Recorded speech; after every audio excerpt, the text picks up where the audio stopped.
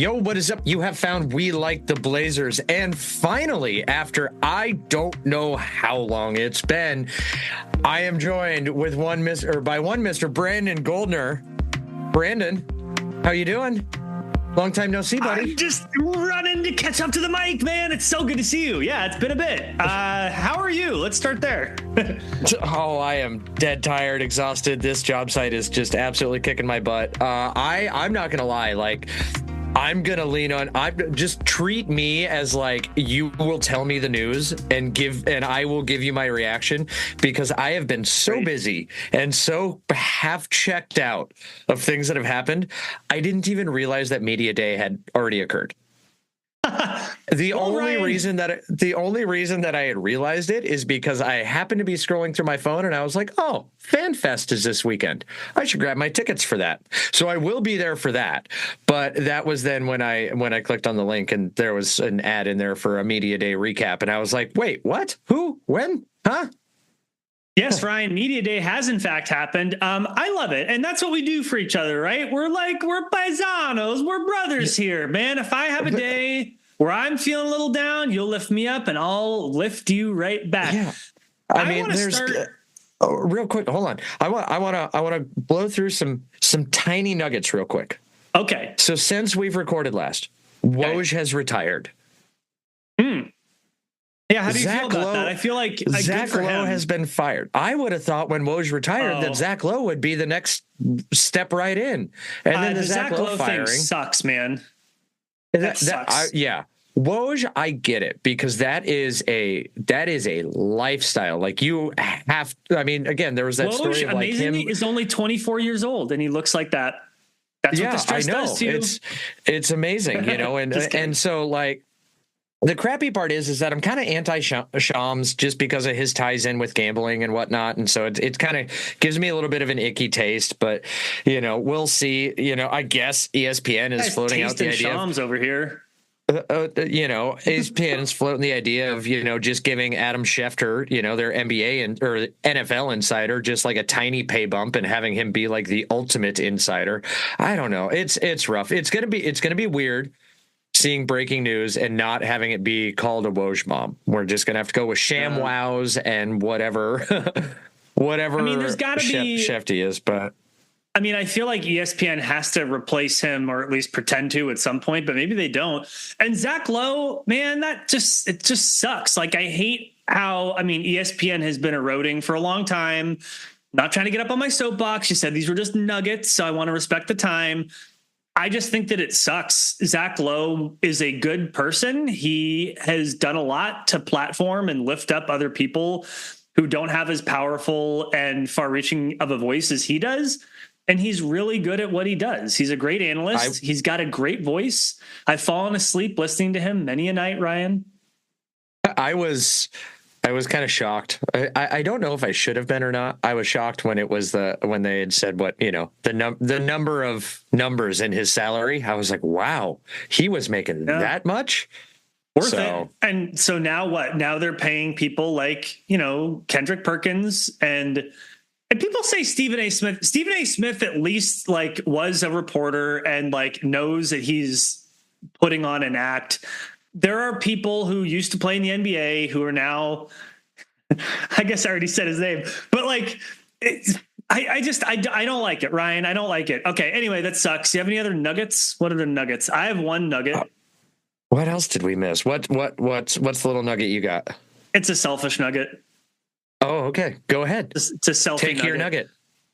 Really quick, as you of course know, We Like the Blazers is part of the Blazers Edge family of podcasts. Thank you to Rogue Media, which includes Trail Daddy with Dave Deckard and what's Corey Dickman's called? Rip City Roundtable. Thank you. And I've been a contributor at Blazers Edge the last year, and I have a long history there before. Have written there before. Been an editor before. Ryan, I am again an editor at Blazers Edge. I don't know why I agreed to this.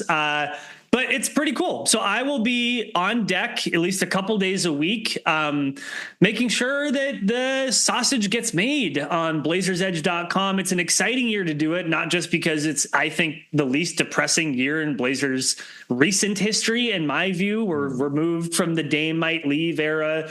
We're now into Scoot's second year, Shaden Sharp's third year. We have a couple of competent centers, and one of them is a rookie. So that's pretty cool. But I'll just say really quickly, like, Blazers Edge has been my Blazers home for a very long time, for over a decade. I've gone waxing poetic about how I was banned there for commenting sideways and being a weirdo. So to be back there as an editor again is honestly, like, it's a huge honor, and I'm super happy about it. So I also wanted to say Blazers Edge related. Ryan, did you know? I'm going to put it this way. You should know the answer to this, but what about Blazers Edge has changed for the first time in a decade, Ryan?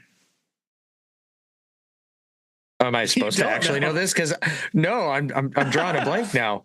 That's fine. Did I miss a memo, or did I forget a memo? I guarantee you, I know. I think you forgot a memo, but it's okay because you've been living life and working, and so have I. Blazers Edge is a credentialed media member again, Ryan, for the first time since Ben Golliver left Lowe those many years ago. What really happened, and I'm not going to go too far into this because I don't think I'm like, it's not my information to share. Let's just say that the previous Blazers administration, Neil Olshey, may have had something to do with it. But Connor Bergen, who is like an amazing human being, like a kind soul and a very, very good reporter, very strong writer, is a credentialed member of the media now, which is amazing. If you go to blazersedge.com, you will find that he actually guested with Mike Richmond on the Locked On podcast. And the other thing is that when I chatted a little bit with Connor today, he is wanting to get on this show, Ryan. So we need to invite him on. But congratulations to Connor. He's now the associate editor of Blazers Edge and a credential media member. He's earned it. And it's really cool for me to see Blazers Edge now stepping back into a role that it once had, which is combining, the fan content and the analysis that our writers give and the aggregation of other people's news. And now combining that again with a presence at Moda Center, I think is going to make it way better, frankly. And I'm really excited for it. I'm here for it. Nice. Yeah, no, because that's always, you and I, same age, we all have fond memories of, I would literally stay up for the Ben Golliver, Media Row reports. Yep.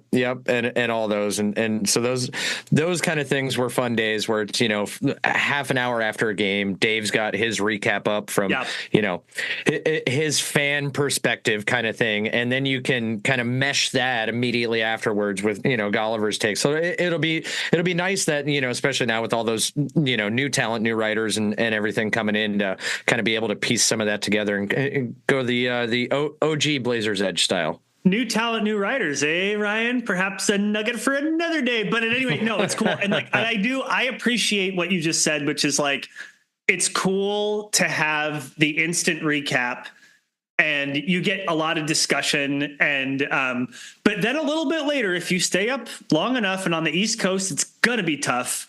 I'm telling you right now, it's not happening many times. If you can stay up through games, I'm going to be amazed. I explicitly said when the offer came, hey, would you maybe want to put your big boy pants back on and come back as an editor? I said, hey, I'm East Coast time and I'm waking up early now. And they were like, that's completely fine. So thank you to Dave Decker, man. I love you. So you will cover the East Coast swings is what we're saying. East Coast swings, like stuff that for example, this morning we had, a little bit of aggregation, which always goes on, but someone dropped something overnight.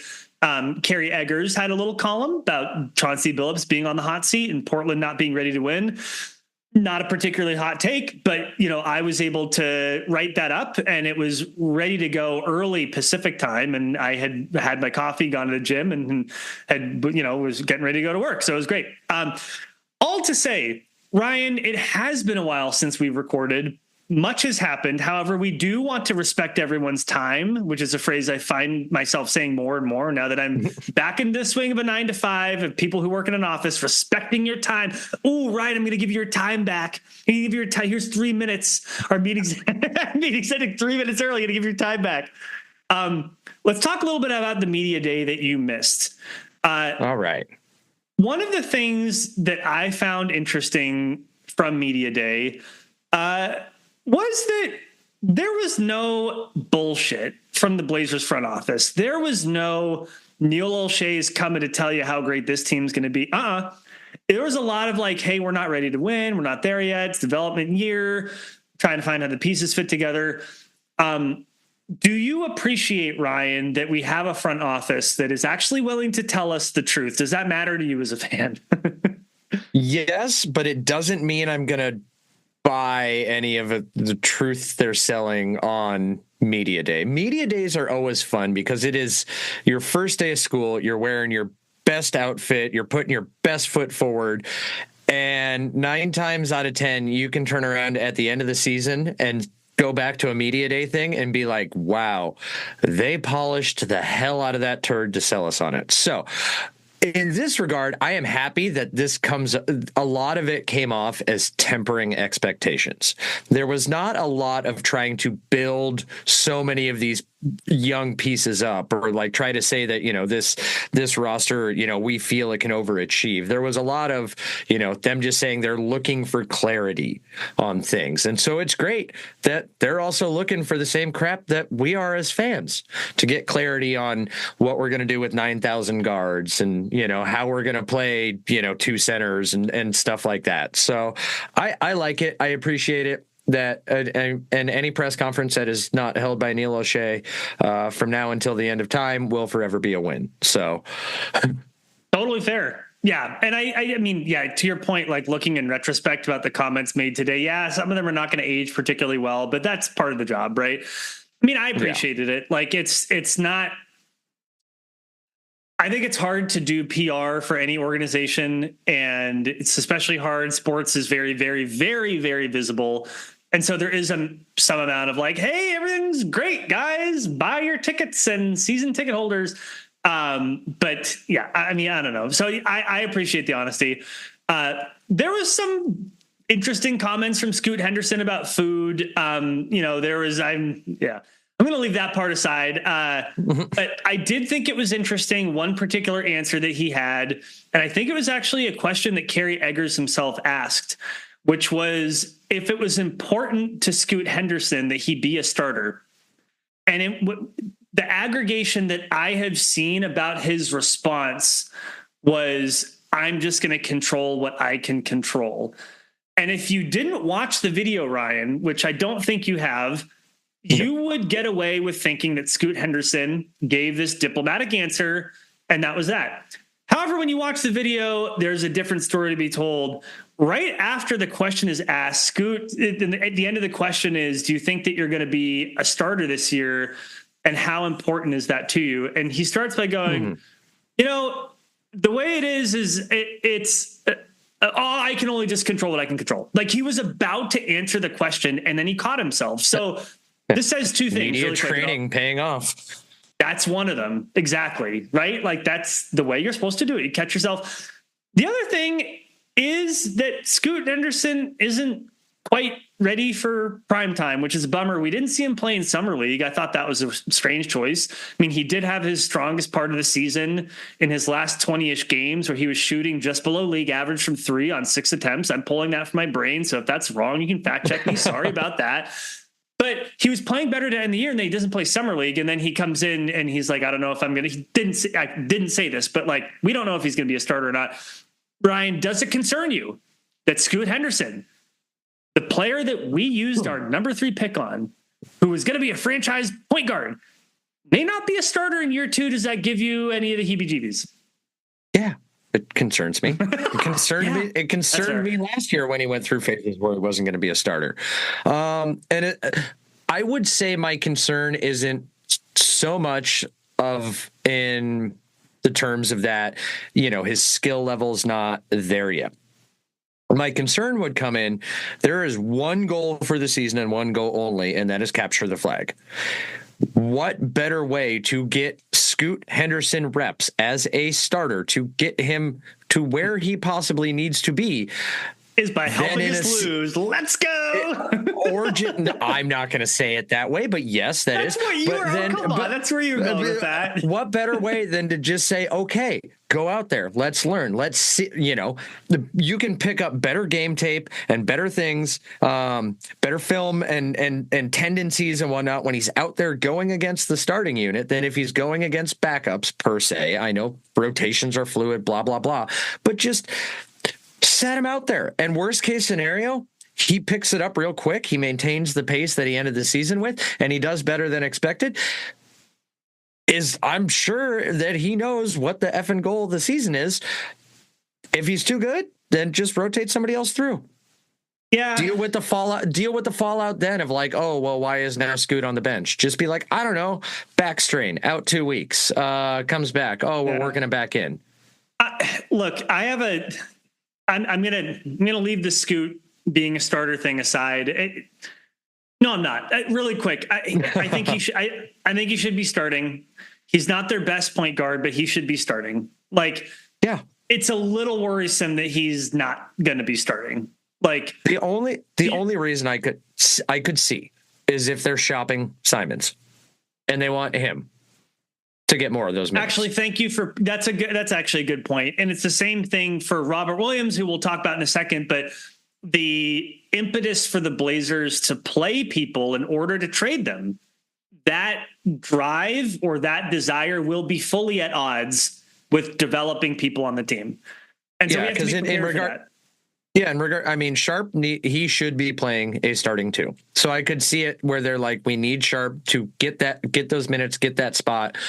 And we want Scoot to play, but if we roll out this 3-guard lineup or with the rest of the people that are on the team, and it doesn't necessarily work, you can't try to leverage the most you can get for Ant if he happens to be coming off the bench, that's where I can see where it makes sense.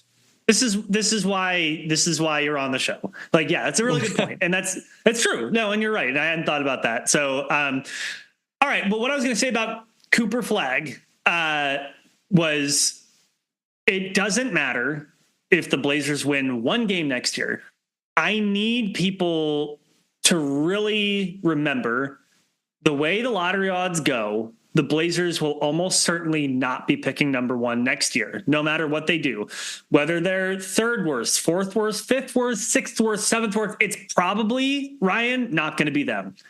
And I don't want people to get too hung up in squeezing out every win. If this were something that there were like a top four, and actually some of this may get clearer as college starts and we get to see what's happening. If there's a really solid top four, top five, I'm more on board with, okay, let's maximize the number of losses so we get in that window, right? Yep. But when you're talking about the number one pick, they're not getting it, Ryan. I'm calling my shot now. It's not going to happen. That's fine. You know what I mean? Like, I don't know. And you used the word that I was going to use of in that window. You need to look at the groupings, like the best they can do. Yeah. Like, it's not going to be like, as long as they can maintain in that, what is it the top three or top four that all have the same percentage? Which one is it? I can't remember right now. Top four. As long as you can stay in that top four range and you're sharing the best possible chance that you have of landing that pick, that's all you can do. But, where I'll start griping about wins and losses is like when you're literally on the bubble between, are you going to be in that top four or are you going to be the fifth spot? Now, granted, none of that is going to guarantee that the Blazers get the first pick. I do so enjoy you tempering your expectations on this before the season has even started. I love it. I'll give you until about December to where, depending on how things start going, you're right back on that hype train. I'm going to call that right now. A quick fact check to me is actually it's top three, but it's even slightly more complicated than that because there's a lingering half percentage point or something like that. Well, it's not even just that, but every spot you move down makes it more likely that you could potentially fall an extra spot. So, for example, if you're the worst team, you can only fall as far as 5. If you're the second worst team, you could fall as far as 6. And so, like, even though those top 3 teams have the same lottery odds for 1, 2, 3, 4, the difference is that if you're the third worst team, you can fall all the way to 7. So there is a little bit of a penalty there, right? But I'm just saying, like, the meat of the window is like around 3, 4, 5. I'm okay with that. But, like, again, like, maximizing every single loss, I don't think should be the goal. I think the goal this year should be maximize development and get as many losses as you can in the maximization of that development. And I think those two things are not particularly at odds. You don't have Shaden Sharp, even if he takes a step forward, is he going to be able to drag this team to like 5 extra wins? Probably not. Is Donovan Clingan? Probably not. Is Scoot Henderson? Probably not. Is Denny Advia? Probably not. And, Tuani Kamara, put on 20 pounds of muscle, Ryan? Probably not. So, yeah. I agree with myself. It's my other favorite media day thing. Yeah, well, it's funny because, yeah, go ahead, Deb. My favorite media across all sports landscapes. Either somebody has lost a lot of weight or somebody has gained a lot of weight. I love it every year, no matter what. In a world and a culture in which we're trying to get away from body shaming anybody, it is the number one thing that is said across all sports landscapes. Was body shaming athletes. In a world in which Denny Advia checked in last year at 210 pounds, this year, Denny Advia, 240 pounds coming this summer. So so Denny Advia has gained a bunch of weight. Tuani Kamara, there were some rumors that he put on 20 pounds of muscle and he squashed those and said, I put on some muscles, plural, but not 20 pounds worth. Okay. A little bit more media day, and let's move on to the media deal. Last thing about Media Day is that DeAndre Ayton, first of all, Three Musketeers mustache. Yes, please. Second of all, his energy was phenomenal. He had really good vibes. That's what you want to see. Another player who had the best stretch of their season was at the end of it. So DeAndre Ayton, now the elder statesman, I think in his 7th year, and has had nothing but good things to say about Donovan Clingan, who is a center. Donovan Clingan's had nothing but good things to say about DeAndre Ayton. Ryan, what do you think? Buddy cop movie starring DeAndre Ayton and Donovan Clingan. Up or down on that? Does the movie end with Donovan Clingan driving his buddy cop to the airport because he got transferred to a different station? No. Because that's the only way I'm on board with it. It's the only way I'm on board with it. Where they make DeAndre Ayton shave his Three Musketeers mustache. I think it's a good thing, Ryan. Like DeAndre Ayton, I'm not expecting him to be the thing that people thought he could be when he was first drafted. Yeah, but as a veteran, he's a veteran and he's hitting like well above league average mid-range, and he is like active on defense and he's getting rebounds and he's setting good screens and great. It's fucking awesome. Like, yeah. And Clingan's weaknesses are Ayton's strengths. So I'm not at all opposed to, put their lockers next to each other. Perfectly fine by me. They can go and grab dinner on the freaking road. Teach him what he needs to know. Here's the funny thing, and we've talked about DeAndre Ayton's contract, I think is nigh untradeable. If there's a world in which DeAndre Ayton is the starter and Clingan is the backup, and over time, those roles just sort of softly switch, because DeAndre Ayton at his size, and again, like with a consistent effort level, as like a 31-year-old backup big, yeah, like that's great.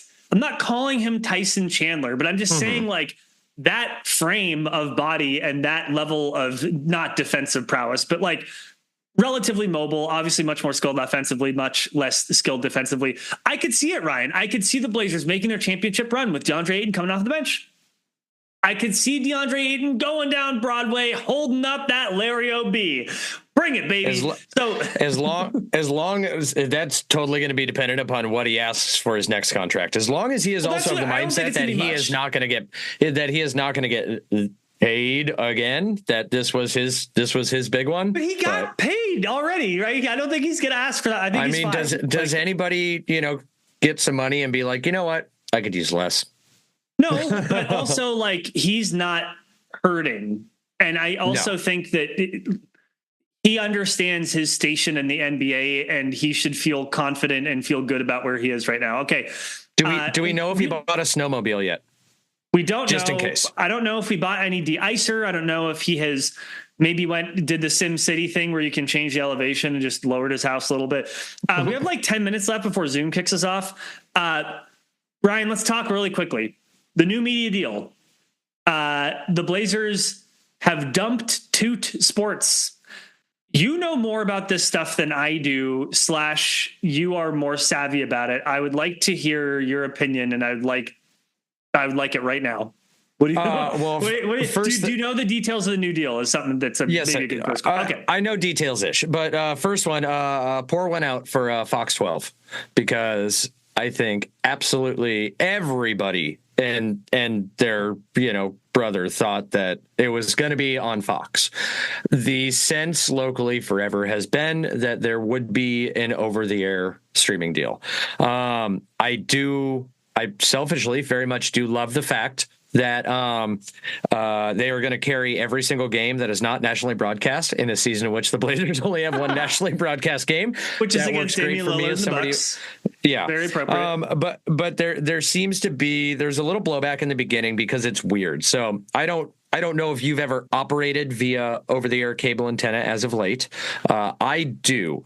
So like the over-the-air here locally, I can get about 60 channels, but a lot of them are some weird channels because, channel 2, KATU, and then there's like 2.2, 2.6, 2.4, you go up to channel 6, it's 6.3, 6.8. That's and pi, so, by the way. You're welcome. Yeah, I keep going on that. No. My understanding is in the beginning is that it's actually going to be channel like 2.2, which is where you see games, which is not in HD. But eventually they will move that over. They upgrade their stuff, yada, yada, yada.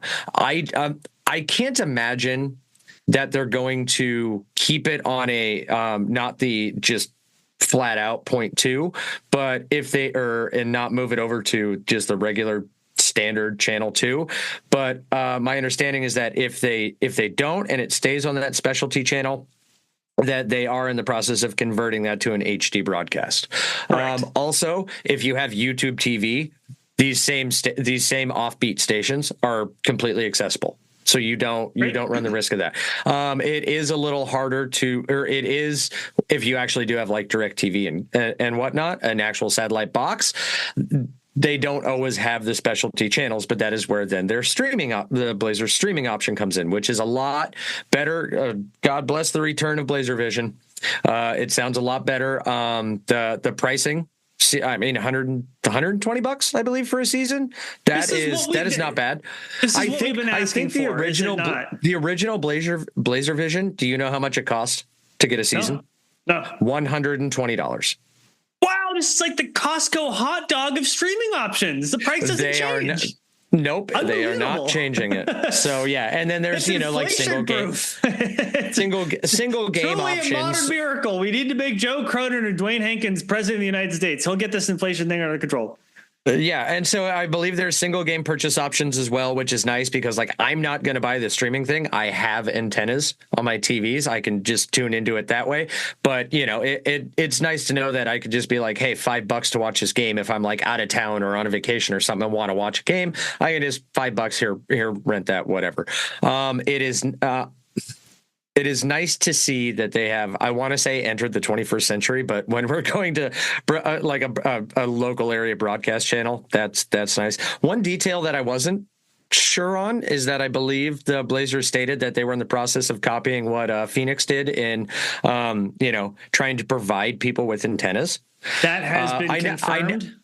I never saw a sign-up list or details on how you get on a list. I think it was Dwayne Hankins, who's the Blazers president, said it, and so I would bank on it. You don't say something like that publicly and then not do it.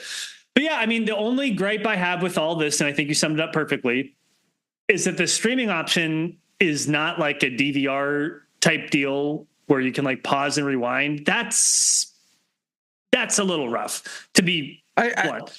But like to come from a team though, that's to be expected. They want if you're going to pay, they want to make it appointment viewing. An hour later, it's not the worst thing. It's just a little makes it harder for people like me. Although actually, so I'm out of market now in Connecticut, so I can just get NBA League Pass.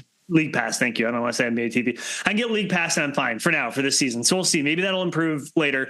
I'm really happy with this. I think it's great. I think that dumping Toot Sports was obviously the right idea. Regional sports network are going the way of the dinosaur anyway. So here we go into the 21st century. Good job, Blazers. And also, Ryan, I have to do this. I got to do it to him. I did it on Twitter. I'm doing it here. I got to give someone his flowers. Someone in particular. someone in particular, someone who was right. Danny Meringue, here are your flowers. He had been saying for a while that when the Blazers were able to do something that they were going to do their damnedest to do right. And this is not perfect, but I think that they did right by fans. So good job, Danny Meringue. Other people. This is why I could never do what Danny does. I could not sit on knowing all that he obviously knew for months without saying a damn thing. I don't have that kind of patience. I mean, you know, yes, you definitely don't. Let's just leave it at that. And neither do I. And that's why we're not professional reporters, and he is. So anyway, congratulations to him on that. Ryan, we do have, in fact, 3.5 minutes left. The only other thing I wanted to hit really quick, sad news, Robert Williams, who had been ramping up. He was doing 5-on-5, not yet cleared for full contact. He experienced soreness in his leg the other day. Well, okay, now he has a hamstring strain. He's out for 2 weeks. Does it surprise you? The answer is no. Why doesn't it surprise you? He's in this is my shocked face. He's in a perpetual state of injured. That sucks, though. Can we get him healthy enough to trade him? That's all. God. And at this point in time, I feel like you got to give something up to trade him. We'll see. Look, optimism reigning on me right now. 2 weeks, hamstring's not the knee. It's connected sort of, but not really. So maybe, you know, it's just something. It's structurally not the same thing. So maybe it's okay. Who knows? We'll see. Listen, Ryan, if Zydrunas Ilgauskas This is true. come back. Yeah, how many times he broke his foot 70,000 times? The dude is 8 feet tall. And he broke his foot 1 million times. And it's well, this dude's going to be out of the league. And then he played 10 more years. He was great. Anyway. All right. We've come to the end. Do you have anything else before we bounce? I will be in the off chance that this episode makes it up before then. I will be at FanFest tomorrow. Anybody wants to come up and yell at me, tell us that we don't record enough, berate me for any of my stupid opinions, or tell me how awesome I am. Come find me. I'll be there. It's very bold of you to think I'm going to get this out quickly enough for tomorrow to mean anything to anybody. I said in the off chance. Okay, fair enough. I will try my best because we are going to, Ryan, we didn't say it. We're going on a trip to Maine, never been to Maine, going to Portland, Maine. And then I'm also going to Acadia, and I'll see the leaves change, and it's going to be wonderful. And if you want to catch us, you can always do that at WeLikeTheBlazers.com. You can also catch us at Like the Blazers on Twitter. WeLikeTheBlazers at gmail.com. Haven't said that one in a while, but you can find him at The Witty Ryan on Twitter, me at GoldenPDX. We are so proud to be part of the Rogue Media Network and the Blazers Edge family of podcasts, including Trail Daddy with Dave Deckard and the Rip City Roundtable with Corey Dickman. That is it. A lot of talking. I did it. It's been a while. I did it anyway. Appreciate you all. Thanks for being here. And until next time, go Blazers. Rip City. Rip City. We didn't even talk about the Walton jersey thing, but we're out of time. Okay, next time. All right, bye.